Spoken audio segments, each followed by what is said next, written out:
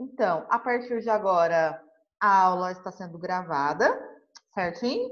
E vamos fazer a correção desses exercícios e depois eu continuo com vocês em relação à matéria para a gente finalizar esse capítulo aqui e seguir para o próximo e aí encerra a apostila. Acho que essa semana nós conseguimos encerrar a apostila, tá? Essa apostila número 1. Meninos, lá na página 56, já acabar falando basicamente sobre o que é Mesopotâmia, onde é que ela está localizada, quem é que povoava aquele lugar, como que eles povoavam aquela região. Tudo bem? Então vamos à página 56, exercício número 1, tá? Embora boa parte da Mesopotâmia se situe em uma planície desértica, essa região já foi muito fértil. Qual a razão da fertilidade das terras mesopotâmias, né? Então, o que a gente tem lá na Mesopotâmia que faz aquela região pertencer a uma área chamada de crescente fértil, né? Aquela região, ela tem muitos nutrientes às margens de dois rios, né? Que a gente viu até agora, Rio Tigre e Rio Eufrates, né? Que quando eles vão inundar, eles deixam toda a sua margem cheia de nutrientes que vão deixar as suas margens bastante férteis, adequadas ao plantio. Tudo bem? Página 56, Página 56, número 1, que a gente acabou de fazer agora. Certo?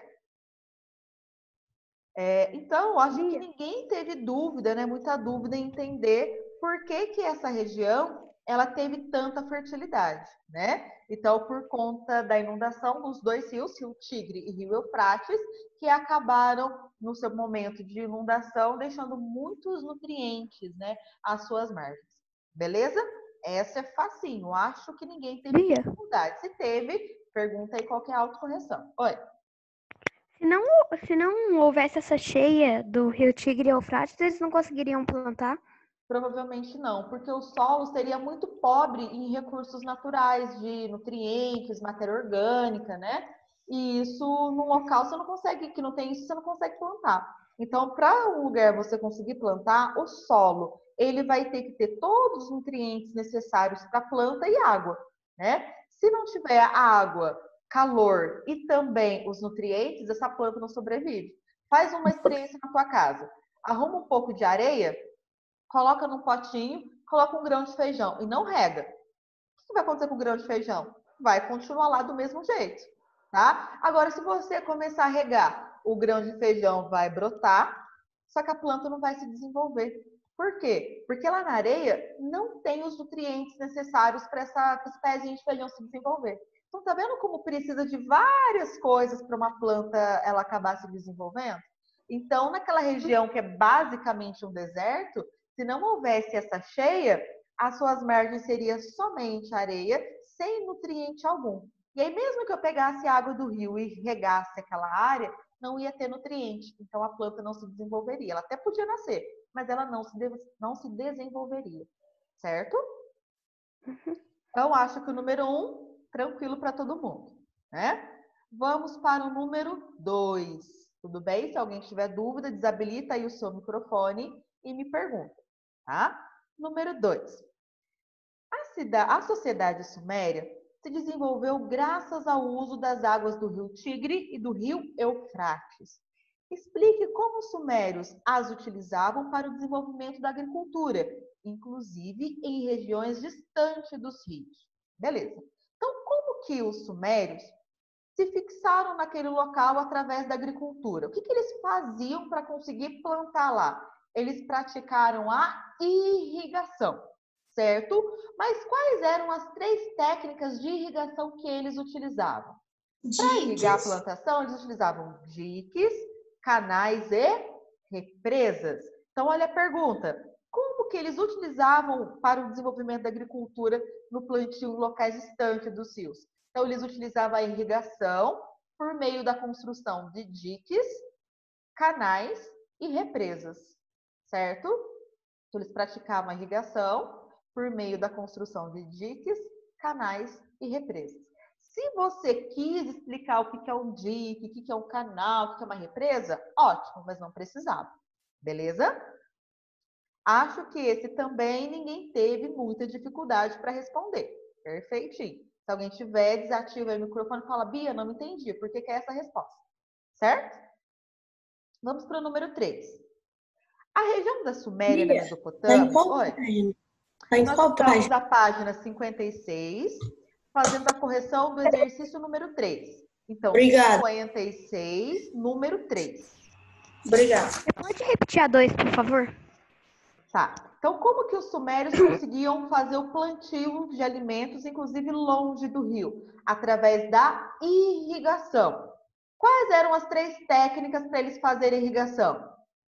Construção de diques, canais e represas.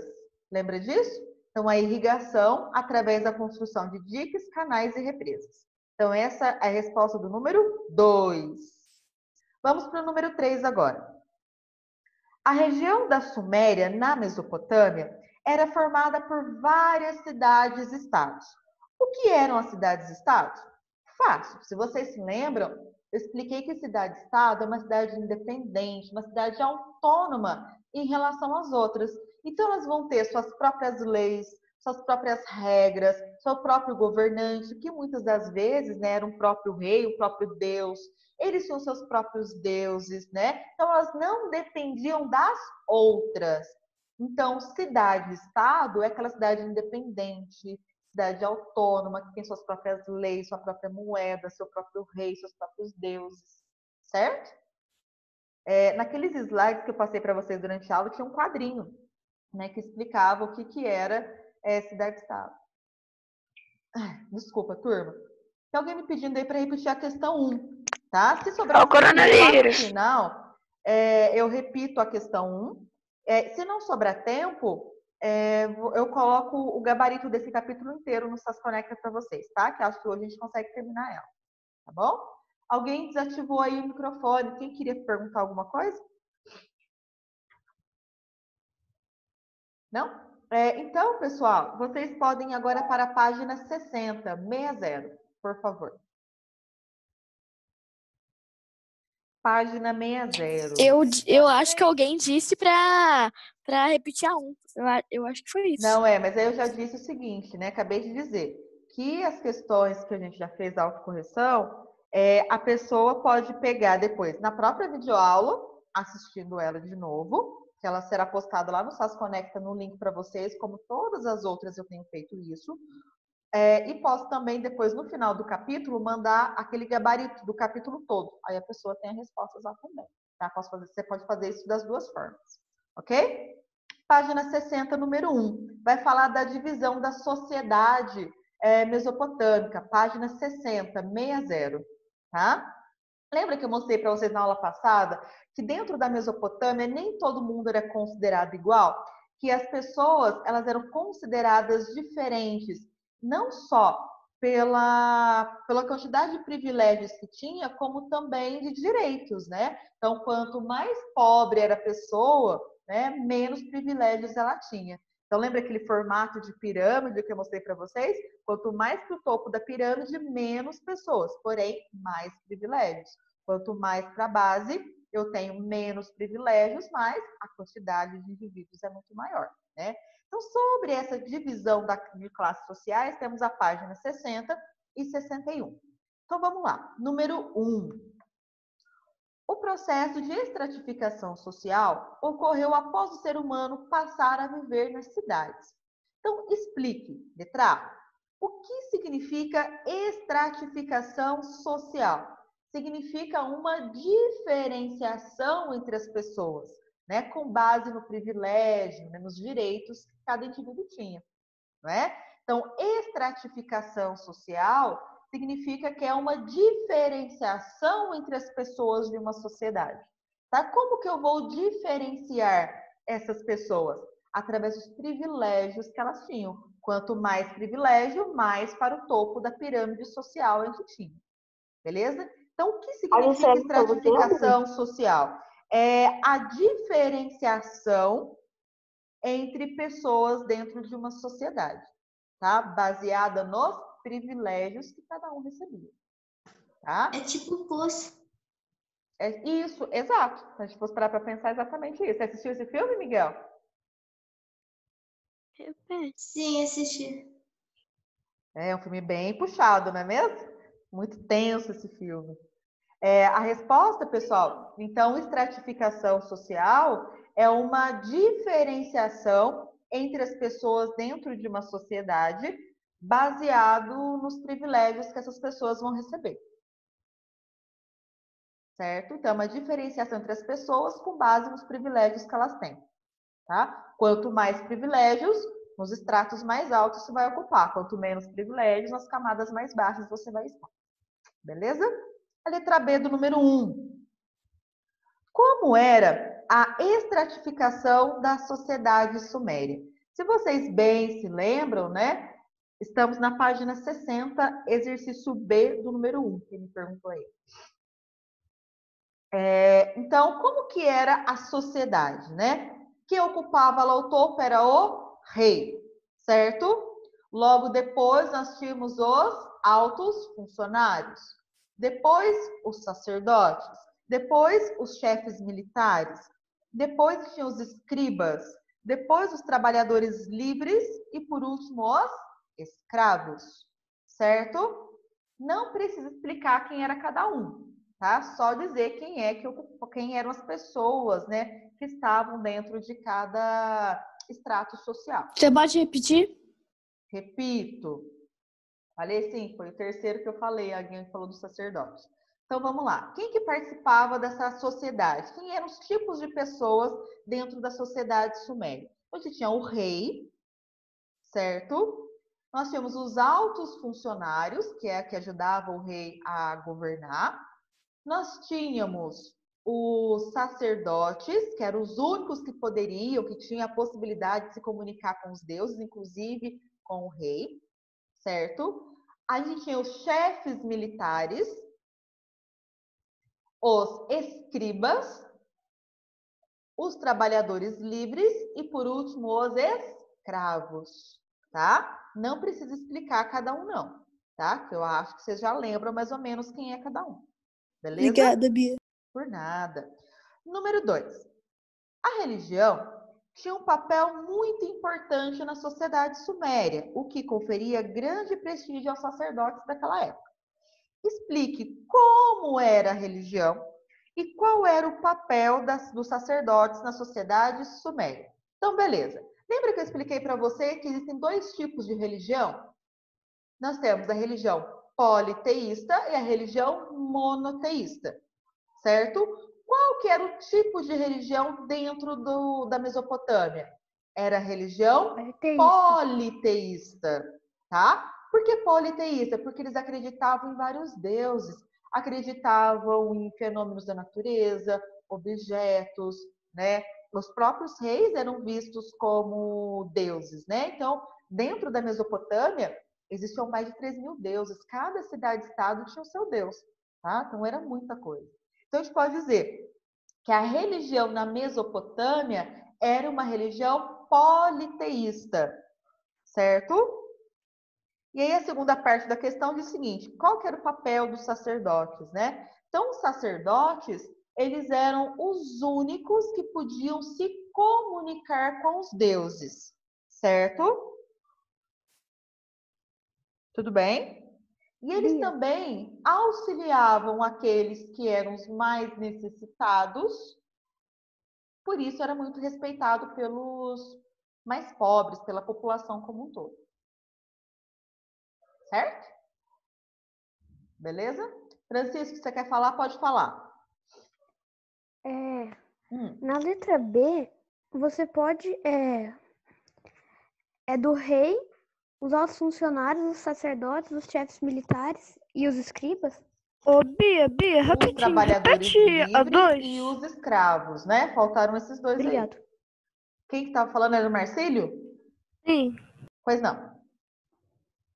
Pode ser 2 sozinho, por favor? Ó, então, primeira coisa, como que era a religião na Mesopotâmia? Politeísta, ou seja, acreditava em vários deuses, né? Então, a religião era politeísta e os sacerdotes eram os únicos que podiam se comunicar com os deuses eles deveriam auxiliar aqueles que eram os mais pobres e por isso eles eram muito respeitados pela população. Certo? Certo, obrigado. Beleza. Peraí, comunicar com os deuses e... Ao ajudar os mais necessitados. Ah, tá. Mas, Bia, na época, Oi. mais ou menos da Idade Média, não era a religião que dominava? Sim, só que nós estamos falando aqui antes da Idade Média ainda. Tá? A Idade Média, ela começou lá no século VI. Nós estamos falando aqui do período de 2000, 3000 antes de Cristo. Tá? Então, a Idade Média começou lá no ano 6000, do ano 600 depois que Cristo nasceu. Então, tem uma diferença bem grande aí de tempo. Tá? E essa Idade Média foi um período que a religião ela dominou a Europa Ocidental. Isso é assunto para a gente trabalhar lá no 7º ano. Tá? Então, o 7º ano inteirinho, pelo menos o primeiro semestre, a gente dedica a estudar a Idade Média. Tá? Esse período aí da igreja. Tudo bem, mas não se preocupa com isso ainda não. Tá? Vamos para a página seguinte, né? Para o último exercício, página 61, número 3. Certo? Os sumérios foram os primeiros povos a inventar um sistema de escrita. Sobre eles, responda. Letra A. Quais as necessidades diárias que deram origem à escrita suméria? O que estava acontecendo dentro da Mesopotâmia, dentro das cidades, que fez com que eles desenvolvessem um sistema de escrita? Então, para começar, né, eles precisavam pagar tributos. Então, como que eu vou dizer? Ah, o João já pagou, a Maria ainda não pagou. Quanto que o João vai ter que pagar? Quanto que a Maria vai ter que pagar? Né? Então, precisavam desenvolver um sistema de escrita para controlar a quantidade de impostos pagas e as quantidades que teriam que ser pagas, recebidas. Tá? Então, quais as necessidades diárias? Então, o pagamento e o registro de impostos é a primeira coisa. A segunda coisa, a gente vai falar, por exemplo, do estoque de alimentos, certo? Então, eles precisavam produzir alimentos para garantir o estoque para abastecer todo mundo, certo? Então, como que eu vou controlar? Olha, precisa plantar mais isso. Não, isso a gente já tem bastante estoque, não precisa plantar mais, planta outra coisa, tá? Então, além de registrar os impostos, eles deveriam controlar o estoque de alimentos, certo? E uma última coisa que a gente tem aí é as transações comerciais. Porque dentro das cidades sumérias, havia os comerciantes que faziam as negociações, né? E aí, como que eu vou saber o quanto que eu vou comprar, o tanto que eu vou ter que pagar, o que eu já tenho, né? Então, a gente percebe que era uma necessidade registrar as transações comerciais. Então, eram 3 necessidades básicas. A primeira, a gente viu, que era registrar os impostos. Segundo, controlar os estoques de alimentos. E o terceiro, regulamentar as transações comerciais. Beleza? São essas 3 coisas. Controlar os impostos, os estoques de alimentos e as transações comerciais, que são as negociações. Beleza? E a letra B, a última para a gente acabar com isso. Por que a escrita suméria é conhecida também como escrita cuneiforme, né? Se vocês se lembram, ela recebe esse nome porque ela era feita em uma placa de argila, uma placa de barro com uma cunha. Lembra que a cunha era aquela ferramenta pontiaguda em que eles iam... Você pode escrevendo na repetir argila? a última coisa que eles usavam na A? Transação comercial. Obrigado. Certo? Então, escrita cuneiforme é aquela escrita feita numa placa de argila, numa placa de barro com uma cunha. Por isso que ela recebeu esse nome, escrita cuneiforme. Certo? Essa também, facinho. Acho que ninguém deve ter dúvidas sobre isso. Certo? Então, pessoal, eu vou falar agora com vocês aí sobre o finalzinho. Bia. Oi. Então, o nome da escrita é cuneiforme só por ser feita com estilete em forma de cunha? Isso, é isso mesmo. Uma coisa muito simples, né? A gente fica tentando filosofar sobre certas coisas, mas é a coisa mais simples. Porque ela foi escrita com o quê? Com uma cunha. Cunha era um instrumento pontiagudo que eles utilizavam para escrever na placa de argila. Você assistiu a aula passada? Se você assistiu, eu até mostrei como que eram aquelas tabuletas, uma atividade que eu fiz com os alunos uma vez. Certo? Então, vamos lá, pessoas. Seguinte, continuando com o nosso conteúdo, então a gente vai ver que essas cidades-estados que existiam dentro da Mesopotâmia, nem sempre elas foram autônomas entre si, nem sempre elas foram independentes. Houve algum momento em que todas as cidades tiveram que obedecer a um único rei. Por quê? Até esse momento que eu expliquei para vocês, essas cidades elas eram independentes, cada uma se governava, não tinha um rei que mandava em todas elas.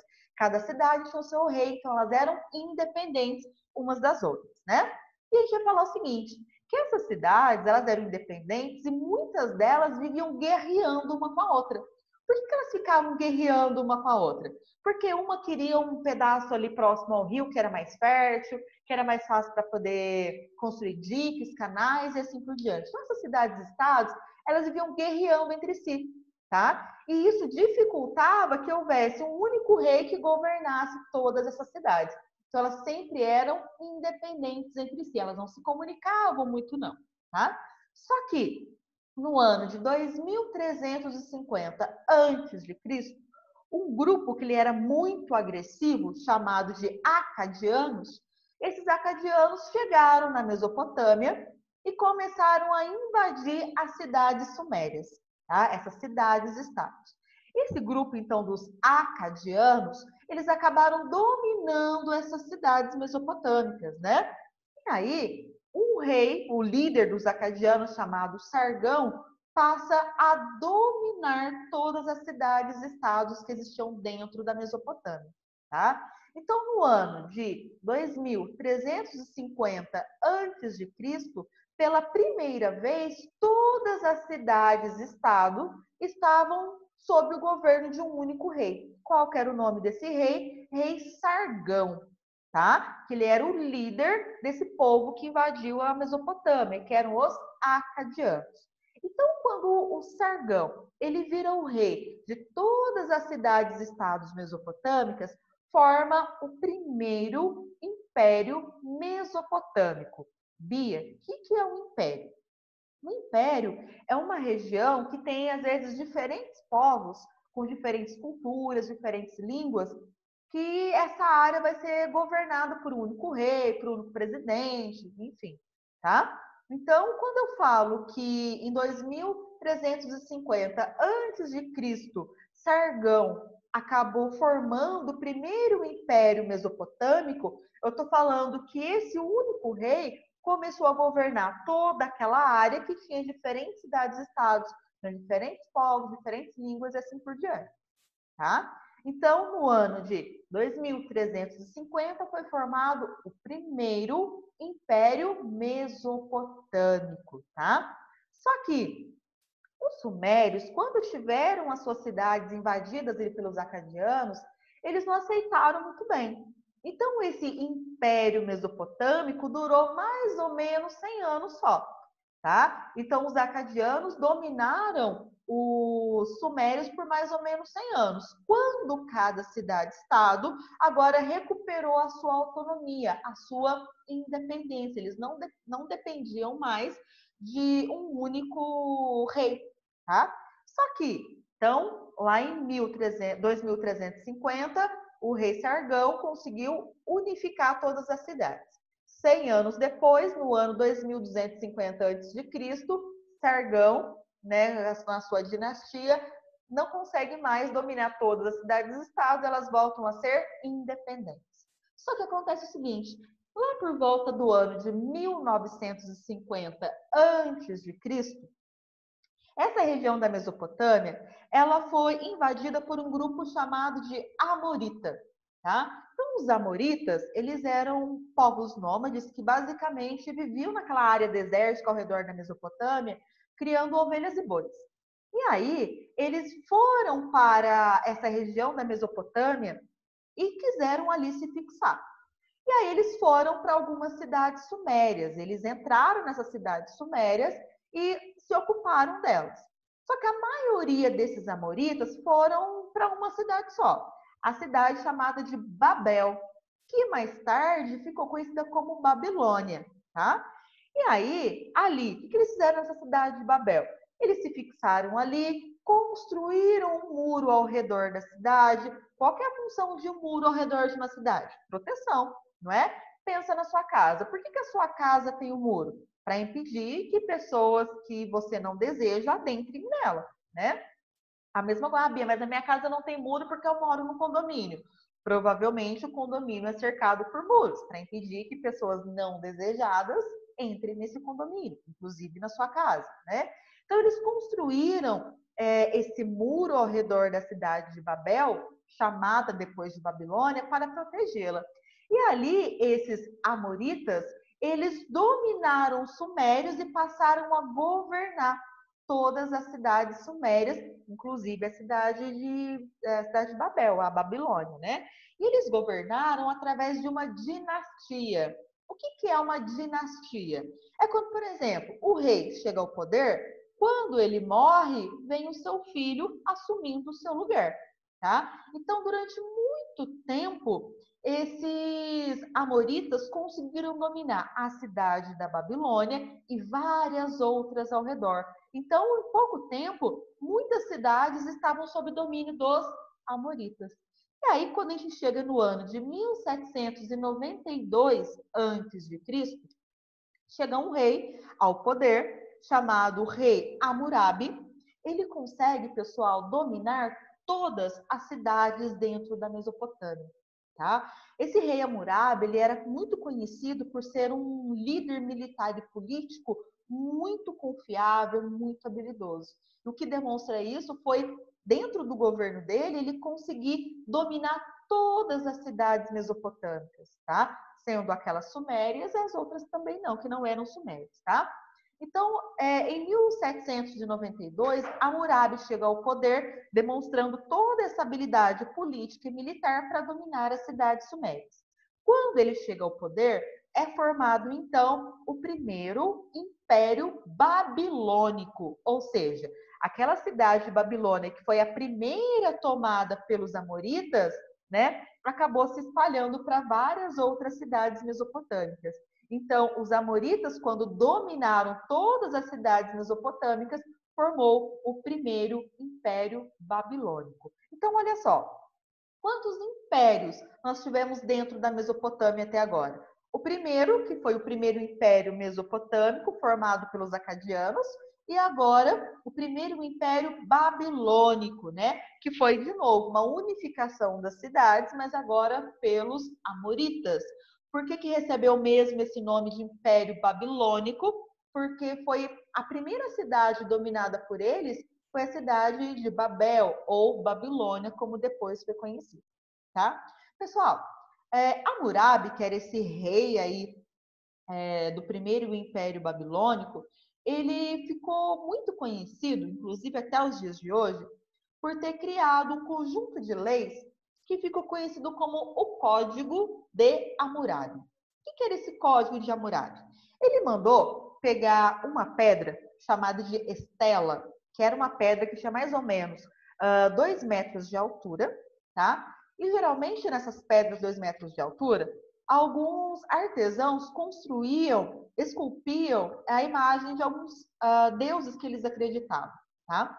Então, estela eram essas pedras grandonas de 2 metros de altura. Então, o Hammurabi mandou pegar uma estela, que era essa pedra, e mandou esculpir nessa pedra 300 leis que ele criou, tá? E aí, em várias cidades mesopotâmicas, tinham essas estelas distribuídas com essas 300 leis que o Hammurabi criou. Então, o que foi o Código de Hammurabi? Foi um conjunto de 300 leis esculpidas em um pedaço de rocha, chamada de... É verdade que ele queria enfrentar Deus com uma torre gigante que ele fez? Não. Ele, inclusive, ele era considerado um deus, né? Certo? E aí, o que a gente Ele percebe? queria enfrentar Deus com a torre de Babel? Aí tem que ter história, exatamente. Por isso que a Torre de Babel ficou tão conhecida, certo? Depois eu vou até passar uma tarefinha sobre ela para você, tá? E aí, meninos, o seguinte, esse conjunto de leis que o Código de Hammurabi tinha, né, esculpido nessa rocha, era super importante, basicamente porque trazia a noção de que todas as pessoas tinham direitos, né? Então, se eu tenho lei, lei vai dizer o que eu posso e o que eu não posso fazer. Se eu cometer um crime, qual será a penalidade que eu vou ter por ter cometido aquele crime, entre outras coisas, né? Só que, por mais que quando eu vejo aquele código, né, aquelas leis escritas, eu saiba quais são os meus direitos, eu percebo que o Hammurabi, ele não colocava o mesmo direito igual para todo mundo. A mesma penalidade não era a mesma para todo mundo. Quanto mais para a ponta daquela pirâmide você estava, menor seria sua pena e maiores seriam seus direitos. Quanto mais para a base da pirâmide, maiores seriam as suas penalidades e menor a quantidade de direitos que você tinha. Então, assim, citando um exemplo. Se eu sou um alto funcionário, tá? Se eu roubei a ovelha de alguém e eu fui pega, então o Hammurabi iria me julgar. Então, de acordo com a lei, eu vou lá olhar a Estela, qual que seria a pena? Bom, sou alto funcionária, estou lá no topo da pirâmide. Qual que seria a pena? A pena seria eu pagar para aquela pessoa que eu roubei o equivalente a 10 vezes o valor daquela ovelha. Beleza. Agora, imagina se eu sou um artesão, que eu sou lá a base da pirâmide, um trabalhador livre, que quase não tem dinheiro. Eu deveria pagar 30 vezes o valor daquela ovelha para a pessoa que eu roubei. Olha como que é diferente. Então, as leis, elas variavam muito de acordo com o extrato que a pessoa ocupava. Quanto mais para a pirâmide, mais leves eram as penalidades e mais direitos a pessoa tinha. Inclusive na questão de impostos. Quanto mais alto o seu extrato, menos impostos você pagava. Quanto mais para a base... Só um minutinho que eu tô falando. Se você for um rei, Só um minutinho que eu estou falando. Só um minutinho que eu estou falando. E quanto mais para a base, mais impostos você paga. Então, esse é um exemplo de que essas leis, apesar de darem uma noção de direitos para a população... Só um minutinho que eu estou falando. E por mais que te desse essa noção de direitos, houvesse uma preocupação em mostrar para todo mundo que houvesse direitos, os direitos não eram iguais para todos. Tá? Inclusive, vocês vão fazer uma tarefa para mim, que tem alguns artigos dessas leis do Código de Hammurabi, né, que mostra que todo mundo não era tratado da mesma forma. Diferente no Brasil. Se eu, Bia, roubo um carro, eu vou receber, sei lá, 10 anos de cadeia. Agora, se um cara rico, sei lá, um milionário aí da cidade, ele é pego roubando um carro, nós dois cometemos o mesmo crime, vamos receber a mesma penalidade, tá? O que era diferente lá no Código de Hammurabi, tá? Se eu sou pobre, eu vou receber uma penalidade muito grande. Se eu sou rica, eu vou receber uma penalidade mais grande. O Francisco quer falar? Pode desabilitar o seu microfone. E se o rei... Francisco. Não, mas eu queria falar antes. Então fala, Lucas. E se o rei roubar uma ovelha? Isso ele podia fazer o que ele quisesse. Ele era um deus, o rei podia fazer o que ele quisesse. Ele mandava e desmandava sem ninguém controlar ele. Então ele podia, sei lá, matar uma pessoa. Exato. Inclusive, chegar lá na casa de uma pessoa e falar: eu não gosto de você, eu vou te assassinar. O Lucas, inclusive, dentro do Código de Hammurabi, era permitido que as pessoas, principalmente aquelas mais pobres, eu não lembro direito, mas é o seguinte: se você me mata, por exemplo, alguém da minha família pode matar um filho seu, pode matar sua mãe, como forma de cumprir isso. Olha que loucura que existia naquela época, né? Mas foi o primeiro código de lei Essa lei não escrito chamava, se que eu não me existia. engano, Dente por dente. Olho por olho. Ouro por dente. Isso Olho mesmo. por olho, dente por Dente dente. por dente. Isso, já que eu vou falar sobre isso. O Francisco quer falar. Deixa eu ouvir o Francisco, por favor.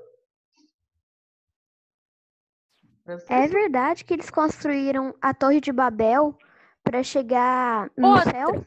Por que que Aí o Deus... Por que que o Peraí, gente, um de cada vez. a Babilônia duas queria dúvidas. enfrentar Deus numa torre?